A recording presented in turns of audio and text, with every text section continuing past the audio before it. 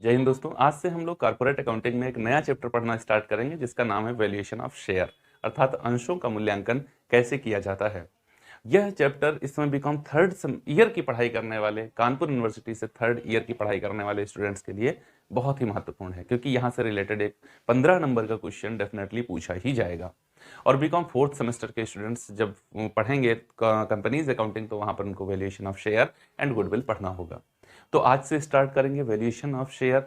Basic से एकदम आपको बताऊंगा मैं क्या होता है वैल्यूएशन। इससे पहले मैं कॉर्पोरेट अकाउंटिंग से रिलेटेड आपको 56 वीडियोस प्रोवाइड करा चुका हूं, साथ ही साथ financial accounting, financial management, income tax management accounting और स्टैटिस्टिकल मेथड्स से रिलेटेड वीडियोस की कंप्लीट प्लेलिस्ट का लिंक डिस्क्रिप्शन बॉक्स में दिया है। यदि आपके लिए आवश्यक है या आपके किसी दोस्त, साथी, सहयोगी, सहपाठी के लिए आवश्यक है तो उस तक इसको शेयर कर सकते हैं।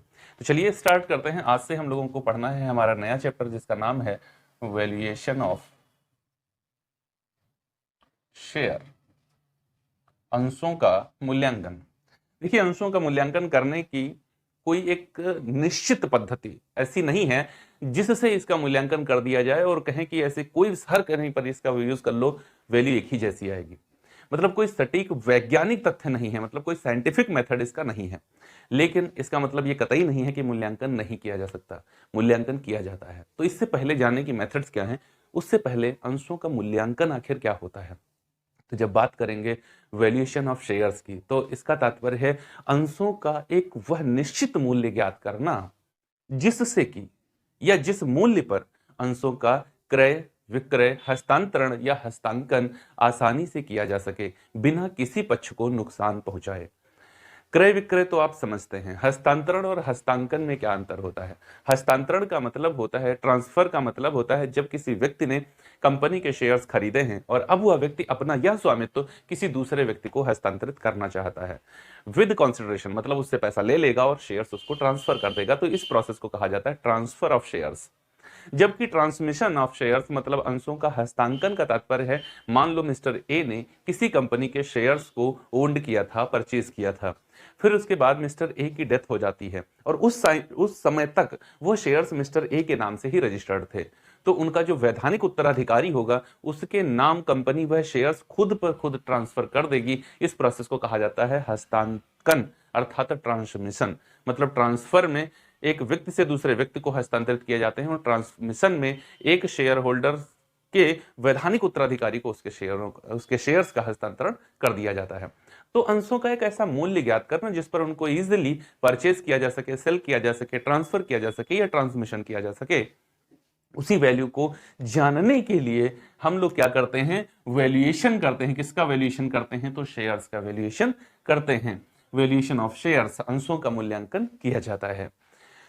देखिए, जब अंशों के मूल्यांकन की तरफ चलेंगे तो इसमें कौन कौन से मेथड आएंगे। मुख्य रूप से 3 मेथड इसके दिए गए हैं। नंबर 1 मेथड को हम लोग कहते हैं net assets method. Net assets method. Number 2 पर आता है income yield method. Income yield method. और नंबर 3 पर हम लोग पढ़ेंगे fair value method. Net assets method, income yield method और फेयर वैल्यू मेथड। और जब हम इनकम यील्ड मेथड की बात करेंगे तो यहां पर 2 मेथड पढ़ेंगे। यहां पर हमारा पहला मेथड होगा dividends yield method, dividends yield method. और नंबर 2 पर हम लोग पढ़ेंगे अर्निंग यील्ड मेथड।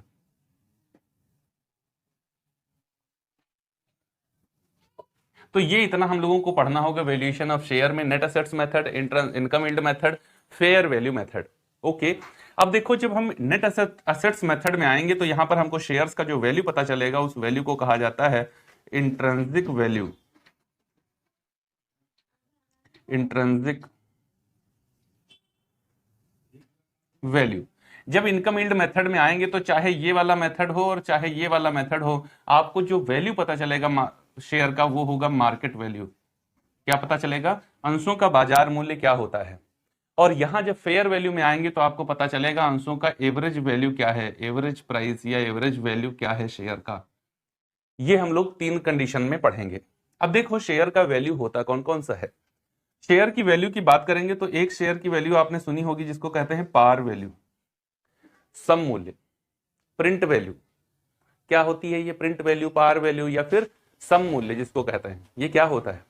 तो अगर आपको याद हो तो मेमोरेंडम ऑफ एसोसिएशन मतलब पार्षद सीमा नियम में आपके 6 क्लॉज होते हैं और उन 6 क्लॉज में एक क्लॉज है आपका जिसका नाम है कैपिटल क्लॉज, जिसके अंदर कंपनी इस बात की व्याख्या करती है, एक्सप्लेनेशन देती है कि हमारी कंपनी के कुल शेयर्स कितने होंगे और कितने रुपए वाले होंगे, और उस क्लॉज को कहा जाता है कैपिटल क्लॉज, जिसके अंदर बताई गई कैपिटल को कहा जाता है अथराइज्ड कैपिटल, रजिस्टर्ड कैपिटल या फिर नॉमिनल कैपिटल। तो कंपनी वहां पर बताती है कि हमारे कुल शेयर्स कितने होंगे और कितने रुपए वाले होंगे, तो वहां कितने रुपए वाले होंगे, ये जो कितने रुपए वाली बात है ना, उसी को कहते हैं पार वैल्यू, सम मूल्य। जैसे किसी कंपनी ने कहा कि उसकी शेयर कैपिटल जो होगी वो 10 lakh equity share of ₹10 each होगी, 1 करोड़ रुपए की, तो इसका मतलब वो जो 10 है वो 10 उसकी पार वैल्यू है। वो क्या है, उसकी पार वैल्यू है। ओके, बात क्लियर है, तो उसको कहते हैं पार वैल्यू। इसी तरीके से नंबर 2 पर अगर चलें तो शेयर की एक वैल्यू होती है जिसको कहा जाता है बुक वैल्यू। क्या कहा जाता है, book value of share. Book value of share का मतलब क्या होता है, total of real assets minus outside liabilities upon number of equity shares. ये जो वैल्यू आएगी उसको कहेंगे बुक वैल्यू पर शेयर। क्या कहेंगे, उसको कहेंगे बुक वैल्यू पर शेयर। ये अंशों का पुस्तकीय मूल्य है प्रति अंश। अभी इसका एक्सप्लेनेशन थोड़ी देर में और चलेंगे आगे, अगले वीडियो में जब हम बात करेंगे intrinsic value net assets method की, तो वहां पर और डिटेल में मैं आपको बताऊंगा। ये होती है किस वैल्यू को क्या कहा जाता है, बुक वैल्यू। इसी तरीके से एक वैल्यू और होती है आपकी जिसको कहा जाता है परचेज प्राइस या परचेज वैल्यू, परचेज और cost value, cost value of assets, cost value of shares. ये परचेज और कॉस्ट वैल्यू ऑफ एसेट्स क्या, सॉरी शेयर्स क्या होते हैं, एसेट्स बार बार आता है। परचेज और कॉस्ट वैल्यू ऑफ शेयर क्या होता है, अंशों का वह मूल्य जिसको चुका करके, जिसको पे करके परचेजर या ओनर ने उन शेयर्स को ऑब्टेन किया है, उसको क्या कहेंगे, ये परचेज प्राइस। एक्वायर करने की कॉस्ट जो होती है इसको एक्वायर कॉस्ट भी कहते हैं, उसको क्या कहेंगे, परचेज। जैसे इसमें क्या होता है, शेयर का प्राइस होता है, शेयर का प्राइस होता है प्लस ब्रोकरेज होती है, ब्रोकरेज प्लस कमीशन, ये सब कुछ मिला लें तो इसको जो वैल्यू बनेगी उसको क्या कहेंगे, परचेज वैल्यू, कॉस्ट प्राइस कहेंगे या फिर एक्वायर वैल्यू कहेंगे। इसी तरीके से जैसे यहां पर एक और वैल्यू लिखी है नंबर 4 की वैल्यू, जिसको क्या कहते हैं, मार्केट वैल्यू कहते हैं। मार्केट वैल्यू बाजार में अंशों के क्रय और विक्रय मतलब मांग और पूर्ति की शक्ति के आधार पर शेयर का वैल्यू जो निर्धारित किया जाता है, उस वैल्यू को क्या कहा जाता है, मार्केट वैल्यू कहा जाता है। ठीक है, मार्केट में शेयर के मांग, डिमांड एंड सप्लाई के कॉन्सेप्ट के आधार पर शेयर का जो वैल्यू निर्धारित किया जाता है, शेयर का जो वैल्यू निर्धारित किया जाता है, उस वैल्यू को क्या कहा जाता है, ये मार्केट वैल्यू पर शेयर है। देखिए डिमांड एंड सप्लाई का कॉन्सेप्ट हर जगह लागू होता है, और वो डिमांड एंड सप्लाई का जो कॉन्सेप्ट है वो क्या करता है, मार्केट के प्राइस को अप एंड डाउन करता है। जैसे जब किसी भी वस्तु की डिमांड बढ़ती है और सप्लाई उसकी समान बनी रहे, वो ना बढ़े या घटे, डिमांड बढ़े सप्लाई अपने स्तर पर बनी रहे, तो क्या होता है, वस्तुओं के मूल्य बढ़ने लगते हैं। सप्लाई अपने स्तर पर रहे, डिमांड घट जाए तो वस्तुओं के मूल्य घटने लगते हैं, होता है ना। तो जब मार्केट में, ऐसे ही आपने देखा होगा कि मार्केट में बहुत सारी कंपनीज लिस्टेड हैं, लेकिन उन तमाम सारी कंपनियों में किसी किसी के शेयर का वैल्यू बहुत ज्यादा है और किसी किसी के शेयर का वैल्यू बहुत कम है। क्यों, क्योंकि जिनके शेयर का डिमांड जितना ज्यादा होगा उनकी वैल्यू मार्केट में उतनी ज्यादा बढ़ेगी, और जिनकी डिमांड जितनी कम होगी उनकी वैल्यू उतनी ही कम रहेगी। तो ये कुछ वैल्यूज हैं शेयर्स की, जैसे पार वैल्यू हो गया, बुक वैल्यू हो गया, परचेज वैल्यू, कॉस्ट वैल्यू या फिर एक्वायर वैल्यू। मार्केट वैल्यू क्या होती है, intrinsic value, book value, intrinsic value एक ही बात होती है, इनमें दोनों में कोई फर्क नहीं होता है। एवरेज वैल्यू मतलब औसत मूल्य क्या होता है शेयर्स का, तो इंट्रिंसिक और मार्केट के आधार पर इनका वैल्यू निर्धारित किया जाता है कि कैसे इनका निर्धारण किया जाएगा। तो ये एक बेसिक प्लेटफॉर्म है। अब जरूर बात आती है आगे कि आखिर ये वैल्यूएशन हम करेंगे क्यों। हमने ये जान लिया कि वैल्यूएशन ऑफ शेयर है क्या, फिर हमने जान लिया कि ये मेथड कौन कौन से होंगे जो हमको इसके अंदर पढ़ने हैं। अब लास्ट पॉइंट आज के वीडियो का हमारा ये है कि आखिर शेयर का वैल्यूएशन करने की आवश्यकता पड़ती क्यों है। तो देखिए कई एक कंडीशंस होती हैं जब शेयर के वैल्यूएशन, शेयर का वैल्यू निकालना अनिवार्य हो जाता है। जैसे किसी कंपनी का अमलगमेशन हो रहा हो, मतलब एक कंपनी समाप्त होकर के दूसरी कंपनी में मिल रही हो, या फिर दो कंपनियां समाप्त होकर एक तीसरी कंपनी को जन्म दे रही हो, या फिर इंटरनल रिकंस्ट्रक्शन हो रहा हो, तो ऐसी कंडीशन में जो कंपनियां समाप्त हो रही हैं उनको पेमेंट करना पड़ेगा। पेमेंट करने के लिए आपको पहले यह तो पता होना चाहिए कि आखिर इसके शेयर का वैल्यू था कितना, तभी तो पेमेंट करोगे। तो अमलगमेशन, इंटरनल रिकंस्ट्रक्शन के टाइम पर शेयर का वैल्यू निकालना अनिवार्य हो जाता है। जब कंपनी के ऊपर टैक्स का असेसमेंट करना हो, जब कंपनी के ऊपर टैक्स का असेसमेंट करना हो, इस कंडीशन में उसके शेयर का वैल्यू मार्केट में क्या चल रहा है, इस बात की जानकारी होनी चाहिए, तभी उस पर सही टैक्स असेसमेंट किया जा सकता है। तो टैक्स का असेसमेंट करने के लिए शेयर का वैल्यू करना अनिवार्य हो जाता है। जब कभी भी इंटरनल रिकंस्ट्रक्शन या अमलगमेशन होता है तो उस कंडीशन में सब के सब शेयर होल्डर्स इस बात के लिए सहमत नहीं होते हैं कि हम समाप्त हो जाएं और एक नई कंपनी में मर्ज हो जाएं, या फिर हम समाप्त हो जाएं और एक नई कंपनी को जन्म दे दिया जाए।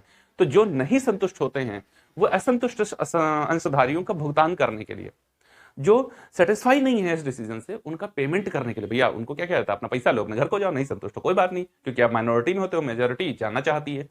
तो माइनॉरिटी वालों को पेमेंट करने के लिए ये जरूरी हो जाता है कि उनके शेयर्स का वैल्यूएशन किया जाए कि इनका शेयर का कितना वैल्यू इस समय है। यही कंडीशन होती है जब कोई कंपनी किसी दूसरी कंपनी पर आधिपत्य स्थापित करने के लिए, अर्थात उस पर कंट्रोल स्थापित करने के लिए उसके शेयर्स को खरीद लेती है, मैक्सिमम पार्ट ऑफ शेयर्स को परचेज कर लेती है। इस सिचुएशन को क्या कहा जाता है, होल्डिंग कंपनीज कहा जाता है। होल्डिंग एंड सब्सिडरी कंपनीज का पढ़ा होगा आपने शेड्यूल, मैंने शुरुआत में आपको बताया था पहले नंबर के वीडियो में कॉर्पोरेट अकाउंटिंग के, कि आखिर ये होता क्या है होल्डिंग कंपनी और सब्सिडरी कंपनी।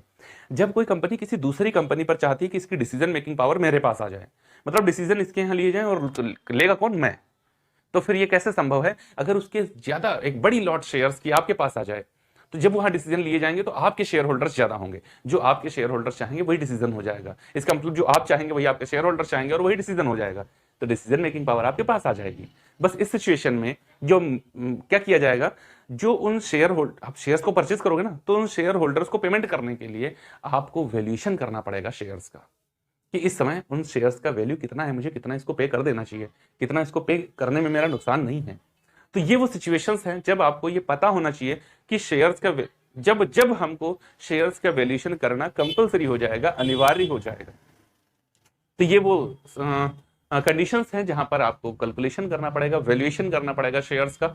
ये वो मेथड्स हैं जो हम लोग वैल्यूएशन ऑफ शेयर्स में पढ़ेंगे, और उसके बाद में ये हमने अभी आपको बताया कौन कौन से मेथड होते हैं। और वैल्यूएशन ऑफ शेयर क्या होता है, मतलब जब वो मूल्य, अंशों का वह मूल्य जिस पर आसानी से उनका क्रय विक्रय हस्तांतरण और हस्तांकन किया जा सके, उसी मूल्य को कहा जाता है वैल्यूएशन ऑफ शेयर। उसी मूल्य को ज्ञात करने की विधि को कहते हैं वैल्यूएशन ऑफ शेयर। तो उम्मीद है आपको बेसिक समझ में आया होगा। मिलेंगे अगले वीडियो में और वहां से देखेंगे अपना पहला मेथड, नेट असेट्स मेथड क्या कहता है और कैसे कैलकुलेशन की जाती है। तो अगर ये वीडियो अच्छा लगा हो तो लाइक करिएगा, कमेंट बॉक्स में आकर प्रतिक्रिया जोड़ दीजिएगा, चैनल को सब्सक्राइब नहीं किया कर लीजिए, बेल आइकन को प्रेस कर लीजिए ताकि आने वाले वीडियोस की नोटिफिकेशन मिले आपको सबसे पहले। मिलेंगे अगले वीडियो में, तब तक के लिए जय हिंद दोस्तों।